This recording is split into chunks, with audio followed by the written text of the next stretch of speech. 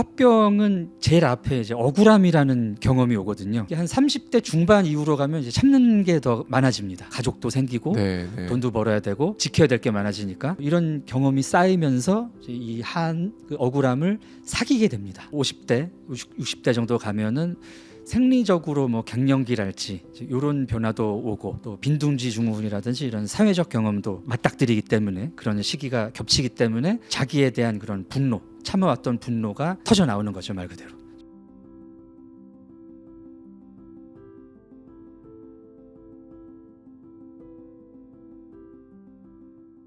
네, 여러분 안녕하세요. 하와이 대저택입니다.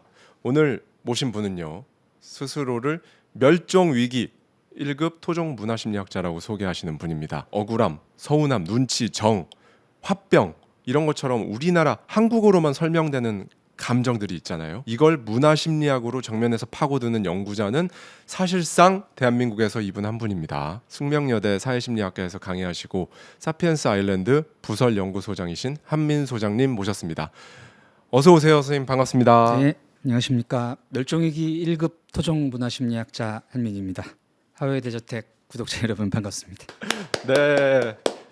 선생님께서 멸종이 되시면 네, 이 연구는 국내에서 할 연구자가 없어지는 건가요? 거의 그렇죠. 왜 후학을 양성하지 않으셨습니까?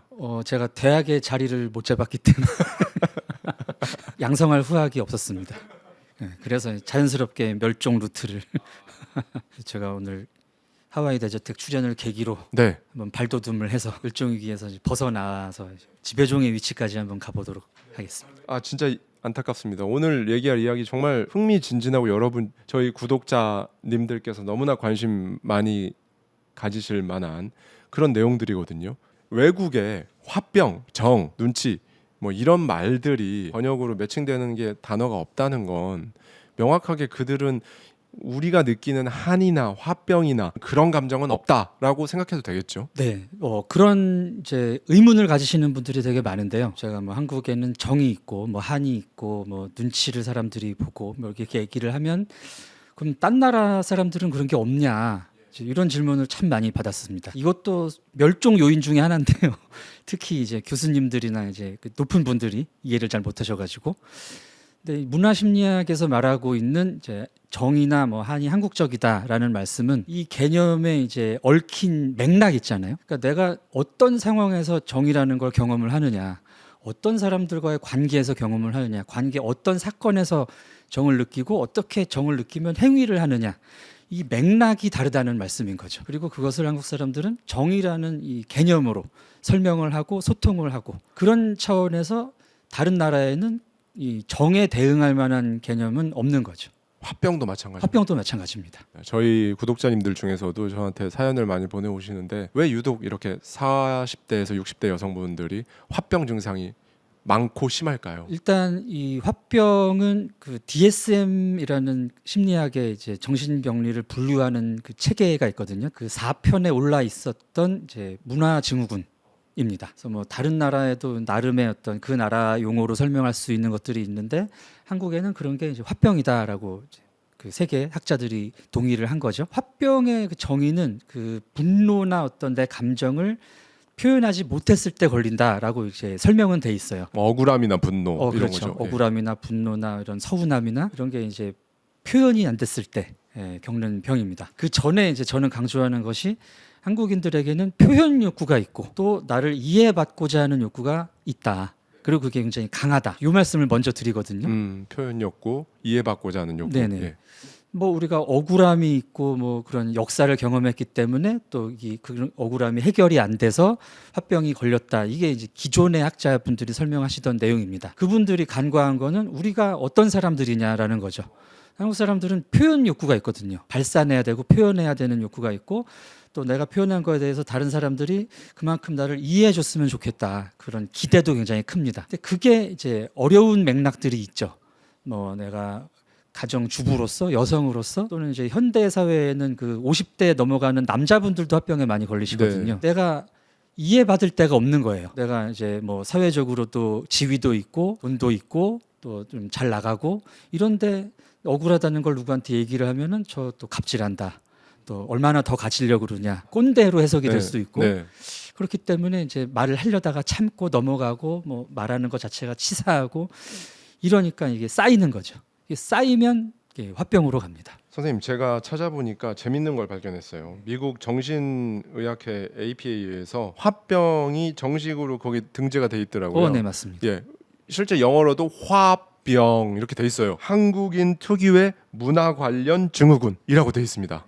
예, 그래서 깜짝 놀랐거든요, 저도. 그런데 40대에서 60대 여성분들 같은 경우는 저는 이제 일종의 이 생애 주기적 뭔가 억울함의 누적이 아닐까라는 생각을 했어요. 예를 들면 대표적으로 우리나라가 특유의 유교적인 문화가 있고 지금보다 훨씬 더 가부장적인 그렇죠. 보수적인 시절에 그 시절에 결혼을 하고 남편은 밖에서 돈 벌고 혼자 육아를 완전히 독박 육아를 한다든지 그렇게 해서 세월이 지나서 오히려 무슨 일이 생기면은 자식을 왜 버릇없이 키웠냐, 이게 다 부모 책임이다, 뭐 이런 말이나 듣고 뭐 이러다 보니까 이게 생애 주기적으로 억울함들이 계속 축적되다가 지금 화병 이렇게 되는 게 아닌가라는 생각을 해봤는데 이 부분을 좀 더 디테일하게 한번 말씀해 주시면 좋을 것 같습니다. 생애 주기로 보신 거 굉장히 예리한 접근이셨습니다. 이 화병은 제일 앞에 이제 억울함이라는 경험이 오거든요. 억울하다는 거는 이제 어떤 내가 경험한 일이 되게 불공정하고 부당하다라는 인식에서 시작을 합니다. 근데 젊은 시절에는 내가 억울하면 바로바로 화를 내고 표출을 해요. 비교적 회사에서 억울한 일이 있으면 뭐 그만두기라도 하고 그러는 거죠. 근데 살다 보면 또 이게 나한테 도움이 안 된다는 것을 깨닫습니다. 그때 억울함을 내가 표출을 하고 화를 내고 얼굴을 붉히고 관계가 깨지고 결국엔 나한테 이게 별로 도움이 안 되는구나라는 걸 깨달으면서 이제 참는 단계로 들어가죠. 한 30대 중반 이후로 가면 이제 참는 게 더 많아집니다. 가족도 생기고 돈도 벌어야 되고 잃을 수 있는 게 더 많아지니까요. 그렇죠. 지켜야 될 게 많아지니까. 그러면서 이제 점점 누적이 되는 거죠. 누적이 되다가 말씀하신 이제 한 뭐 50대, 60대 정도 가면은 생리적으로 뭐 갱년기랄지 이런 변화도 오고 또 빈둥지 증후군이라든지 이런 사회적 경험도 맞닥뜨리기 때문에 그런 시기가 겹치기 때문에 자기에 대한 그런 분노, 참아왔던 분노가 터져 나오는 거죠, 말 그대로. 그런 시기인 것 같습니다. 네, 선생님께서 쓰신 책이 있습니다. 도대체 한국인은 왜 그럴까? 이 책에 보면요, 굉장히 흥미로운 부분이 나오는데 한국인은 감정 인식에 취약하다라고 정신과 의사들이 많이들 얘기를 하는데 선생님께서는 그 주장에 동의하지 않으신다고 하셨어요. 오히려 한국인이 감정 표현에 굉장히 강한 사람들이다. 이 말은 곧 자신의 감정 인식에 취약하지 않다. 이 말로 볼 수 있을 것 같은데 이 부분에 대한 설명을 좀 부탁드립니다. 일단 한국 사람들은 감정 표현이 되게 큰 사람들이고요. 또 감정 표현이 굉장히 섬세합니다. 우리 언어 자체도 그렇게 돼 있고 또 지금 이제 K-컬처가 굉장히 세계적으로 유행이지 않습니까? 드라마라든지 뭐 가수들의 노래라든지 퍼포먼스 같은 게 굉장히 섬세하고 또 디테일을 하거든요. 세계적으로 인정을 하는 추세인데 정신과 의사 선생님들도 그렇고 심리학자들도 그렇고 한국인들은 표현을 못하고 감정 인식 자체가 잘 안 되고 자기에 대해서 별로 이렇게 명확한 인식이 없다라는 식의 이해가 있죠. 좀 학술적인 이해인 것 같습니다. 근데 이런 이해는 저는 이제 한국 문화를 그분들이 별로 고려하지 않고 자기들이 배워온 미국 학문 위주죠. 사실은 뭐 정신의학이 됐던 심리학이 됐던 미국에서 굉장히 활성화돼 있고 많이 연구가 되는 학문이기 때문에 거기에서 배운 대로 이제 사람은 이렇고 이런 식으로 자기 인식을 하고 감정 표현을 하는데 한국에서 보니까 한국 사람들은 그런 식으로 안 하거든요. 네. 그런 지점을 한국 사람들은 자기 인식이 안 돼 있고 감정 인식을 못 한다라고 이제 보시게 되는 것 같아요. 그래서 문화 심리학자로서 제가 보기에 한국 사람들은 자기 인식을 뭐 못한다기보다는 자기 인식의 방향이 다릅니다. 미국 문화는 이제 개인주의라고 하잖아요. 네. 그래서 개인 인식을 다른 사람과는 독립적으로 해요. 어렸을 때부터 나는 누군가, 내가 뭘 좋아하고 나는 어떤 특성을 가지고 있고 어떤 생각을 하고 초점 자체가 나에게 있습니다. 이걸 바탕으로 개인주의 문화가 만들어지는데 다른 사람을 만나도 이 사람은 나랑 처음 보는 사람이고 나랑 관계도 별로 없고 독립적으로 1대1로 대응을 해야 되는 사람인 거죠. 그래서 감정 표현도 내가 경험한 대로 그대로 직접적으로 하는 겁니다. 근데 우리 문화는 관계주의 문화고 집단주의 문화로 분류가 되잖아요. 그렇기 때문에 개인을 인식하는 방법 자체도 그냥 내가 어떤 생각을 하지, 내 감정이 어떻지, 나는 누구지 보다는 내가 소속돼 있는 집단이라든가 내가 지금 상호작용하는 사람들 속에서 자기 인식이 이루어지는 거죠. 그리고 감정이라는 것도 한국 사람들은 내가 관계가 있는 누군가와의 상호작용 속에서 그 사람이 나한테 어떤 얘기를 했을 때 무슨 감정이 든다. 그럼 그때부터 감정인식을 하거든요. 그래서 거기에 대응해서 표현을 하고, 근데 한국 사람 입장에서는 정신과나 이런 심리학자들 상담을 갔을 때 그냥 밑도 끝도 없이 지금 무슨 감정이 드세요? 이렇게 물어보니까 당황스러운 거예요. 무슨 얘기를 해야 되지? 지금 내가 이 양반 오늘 처음 보는데 저 양반 뭐 감정도 없고 한데 무슨 감정을 얘기하라는 거지? 이게 들 수 있다는 거죠. 그래서 그런 그 서로가 서로를 이해하지 못하는 상황 때문에 한국인들은 감정인식에 취약하다라는 오해가 발생한 것 같습니다. 심리학자분들이나 정신과 선생님들 이렇게 나오시면 다 공통적으로 하시는 말씀이 환자들이 점점 더 예전에 비해 훨씬 늘었다 네네. 라고 체감을 하고 실제로 그렇다고 하거든요. 학자로서 선생님 보시기에는 어떠세요? 일단은 현상이기 때문에 그분들이 말씀이 이제 맞을 거고요. 이 현상에는 그 두 가지 원인이 있을 것 예, 같은데. 그 도대체 왜 그럴까요? 네네. 예. 하나는 이제 실제로 그 사람들의 마음이 점점 힘들어지고 불안해지고 우울해질 수밖에 없는 이제 일들이 많이 일어난다라는 거겠죠. 객관적으로 지금 뭐 기상의 변이랄지 산업 구조의 변화랄지 경제적으로도 뭐 굉장히 불안하고 이런 부분이 일단 있겠고요. 같은 맥락에서 이제 문화의 변화. 예전에는 어떤 뭐 가정에서도 해결이 됐고 지인들 선에서도 해결이 됐고 직장에서도 해결이 됐던 것들이 점점 이제 개인주의 문화화되면서 이런 문제는 개인이 해결하는 것 이런 식의 이제 인식 때문에 주변인들에게 쉽게 터놓지 못해서 문제를 키우는 경우가 이제 외적인 부분이 있을 것 같습니다. 제가 생각하기에 정이랑 이 화병은요, 이 둘 다 우리나라에만 있는 표현이잖아요. 이 두 개는 메비우스의 띠처럼 손가락으로 이렇게 지면을 따라가면 계속 같은 면이잖아요. 정이 깊기 때문에 반대로 뭔가 관계가 잘못되거나 인정받지 못하거나 그랬을 때 이게 또 화병으로, 정이 깊을수록 화병도 깊어지고, 어떻게 보시는지. 화병이라는 것을 이제 관계에서 온 화병에 좀 한정을 지으면 굉장히 정확한 분석이십니다. 화병은 뭐 관계 외적인 개인적인 경험이라든지 이제 이쪽에서도 올 수 있기 때문에 그거는 잠깐 뭐 별도로 두고, 어떤 사람들과의 관계에서 오는 뭐 억울함과 서운함 그리고 화병의 관계에서 보면은 이제 맞는 말씀입니다. 정의 핵심적인 속성이 주고 싶은 마음이거든요. 내가 주체적으로 이 사람과의 관계에서 내 마음을 드러내는 쪽이 이제 정입니다. 그래서 내가 너랑 가깝기 때문에 뭔가 챙겨주고 마음을 표현하고 참견을 하고 간섭을 하고 약간 이런 행위들이 나가거든요. 정에서는. 근데 이제 상대 쪽에서 그걸 안 받아주거나 눈치를 못 채거나 하면 일단은 서운함이 쌓이죠. 서운함이 쌓이다가 이게 진짜 이것까지 몰라준다고 하면은 그야말로 억울함, 네. 원통함이 네. 가면서 화병으로 가든지 그 와중에도 또 표현이 안 되고 하면은 이제 한으로 가는 거죠. 한도 마찬가지로 이제 한의 제 앞에는 억울함이라는 감정이 있습니다. 경험이 있습니다. 그래서 나한테 왜 이런 일이 생겼지? 왜 이렇게 나한테 부당하고 불공정한 일이 생겼지? 라는 이런 분노가 이제 억울함의 재료 같은 감정이거든요. 근데 이제 젊은 시절에는 바로바로 분노도 화도 내고 해결도 하고 이러면서 이제 살다가 결국에는 그게 이제 나한테도 별로 도움이 안 되고 뭐 관계도 해치고 이런 경험이 쌓이면서 이 그 억울함을 사귀게 됩니다. 사귄다는 것도 굉장히 또 중요한 감정이고요. 사귐을 통해서 또 삶의 지혜랄지 이렇게 가는 분들이 있고, 또 나에게 이 경험한 억울함이 너무 크든지 한 분들은 이 사귐으로 해결이 안 되고 화병으로 가시는 분들이 있죠. 한이라는 것은 좀 시간이 많이 좀 들어야 되는 것 같습니다. 시간이 지나면서 끝내 해결하지 못한 어떤 앙금 같은 거, 이게 이제 한국 사람들의 한을 형성하는 건데, 지금 한을 설명해봐라 하면은 저는 이제 극복 의지라고 말씀드리고 싶습니다. 한이 극복 의지다. 그렇죠. 예. 내가 경험한 부당하고 억울한 것들을 극복하고 싶다가 이제 우선이 되죠.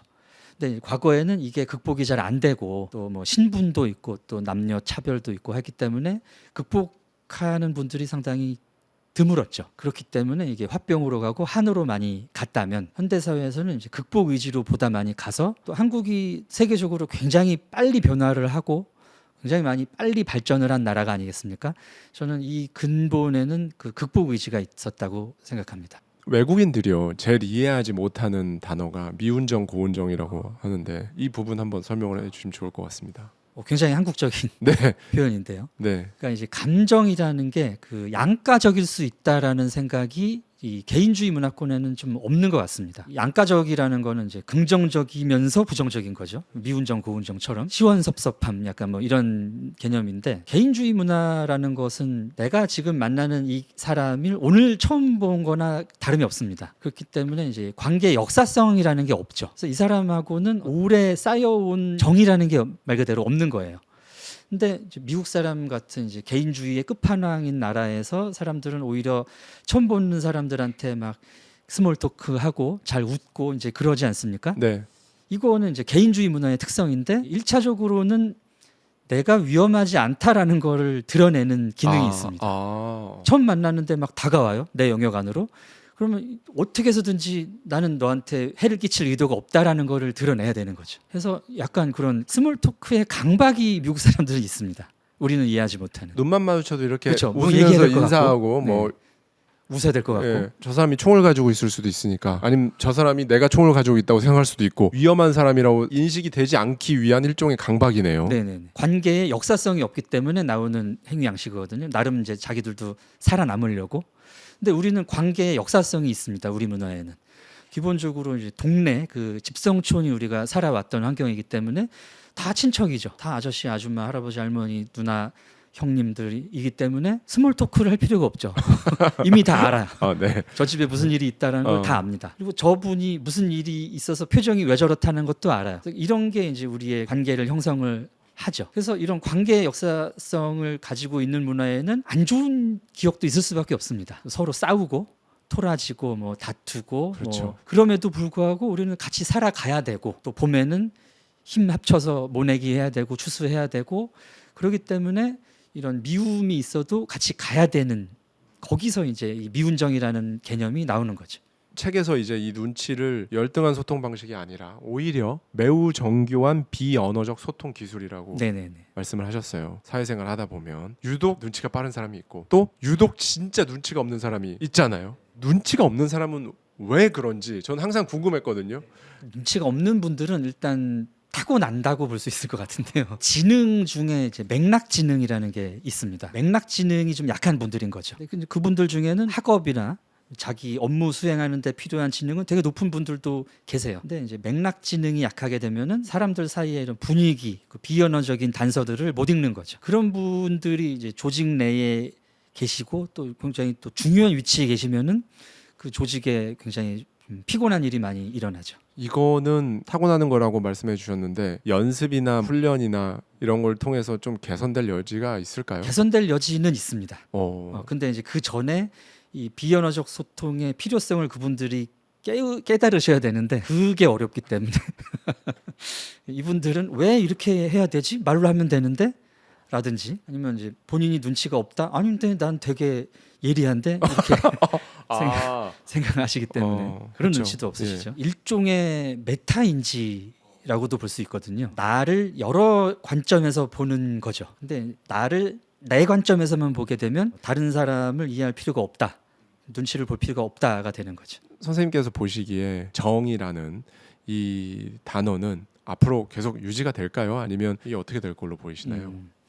예, 이 질문도 이제 굉장히 많이 제가 받아왔던 네. 질문들이고, 어떤 분들은 이런 문화의 고유성은 사라질 것이다라고 이렇게 단언하시는 분들도 많이 계셨어요. 저는 이런 문화적인 고유성이나 속성이 형태나 방식은 조금씩 바뀔지언정 지속돼 간다라고 보는 입장입니다. 문화라는 게 공유되기 때문에 그런데요. 우리가 많이 개인주의화가 되고 했지만 아직도 이제 무의식적으로 우리가 관계를 맺는 방식이라든가 이런 게 이제 문화의 영향 하에 있습니다. 도로나 길거리에 뭐 사고가 나서 치워야 되는데 그냥 들어가서 치우잖아요. 맞아요. 그리고 또 누가 뭐 무거운 짐을 가지고 있다거나 공경에 처했을 때 아무렇지도 않게 가서 도와주지 않습니까? 이게 이런 정의 문화, 우리가 가지고 있는 문화적 속성에서 나오는 행위 양식이거든요. 근데 그분들은 굉장히 개인주의적으로 컸고 개인주의에 또 맞게 살아가시는 분들이에요. 그래서 이제 문화가 변화한다는 것이 과거의 문화가 이제 딱 끊기고 새로운 개인주의 문화로 가는 게 아니라, 저는 어떤 문화적 바탕에서 새로운 문화를 받아들이면서 이게 섞이거나 공존한다라는 방향을 말씀드리고 싶습니다. 네. 선생님, 직장에서, 가족 안에서, 사실 가까운 관계에서의 갈등이 훨씬 더 심한 경우가 많고 훨씬 더 해결하기 어렵고 선생님 보셨을 때 가까운 관계에서의 갈등이 더 잘 안 풀리는 가장 큰 이유가 무엇이라고 보시는지. 한마디로 말씀드리면 이제 상대방에 대한 기대 때문인 것 같아요. 한국식 관계는 친해질수록 가족으로 갑니다. 그래서 가족 호칭을 쓰고 말하지 않아도 막 서로 막 챙겨주고 화나고 그러면은 그냥 말도 안 하고 그냥 때린다든지 이런 게 나올 수도 있고 참고 희생하고 이제 이런 게 있기 때문에 이게 그 공적인 관계로 확장이 되면서 문제가 이제 되는 것 같은데요. 제일 두드러진 사건이 어떤 공무원분이 저한테 질문을 주신 게 있는데 노동부 이제 공무원이셨어요. 네. 그러니까 임금 체불률이 우리나라가 일본의 9배랍니다. 이게 뭐가 문제냐? 그렇게 이제 우리 사용자들이 이렇게 노동자들을 쥐어짜느냐 그렇게 볼 수 있는 지표잖아요. 근데 이제 여기는 관계를 보셔야 된다고 말씀을 드렸거든요. 아무리 그 회사하고 공적인 관계지만 공적인 관계로만 맺는 직장은 거의 없지 않습니까? 또 이제 규모가 작아질수록 이게 친밀해지고 사적인 관계가 이렇게 섞이게 되는데 그러면서 해야 될 말을 못 하게 되는 경우가 있는 거죠. 지금 내가 체불이 됐어요. 2-3달 밀렸는데 얘기하기가 미안한 거죠. 형이고 삼촌뻘이고 이거를 뭐 진짜 칼같이 요구하는 거는 미안하다. 개인적인 관계도 그런 것 같습니다. 뭐 부부 관계도 그렇고 부모 자식 관계도 그렇고 이거 말하면 저 사람이 섭섭해할 텐데 라는 것도 있고요. 또 이거는 내가 말하지 않아도 저기서 알아서 해줘야 되는 거 아닌가? 라는 것도 있죠. 그래서 이런 이제 기대들 때문에 소통을 오히려 이제 못하게 하는 측면이 있는 것 같아요. 네. 오늘 선생님과 이야기 나누면서 억울함, 서운함, 화병 뭐 이런 감정에 대해서 새로운 시각을 가질 수 있었던 것 같고요. 제대로 이해할 수 있는 그런 계기가 되지 않았나 생각이 듭니다. 오늘 긴 시간 동안 이렇게 좋은 말씀 나눠주셔서 정말 감사드리고요. 조만간 또 더 좋은 소식으로 한민 선생님을 또 모실 수 있었으면 좋겠습니다. 오늘 고생 많으셨습니다. 감사합니다. 감사합니다. 네.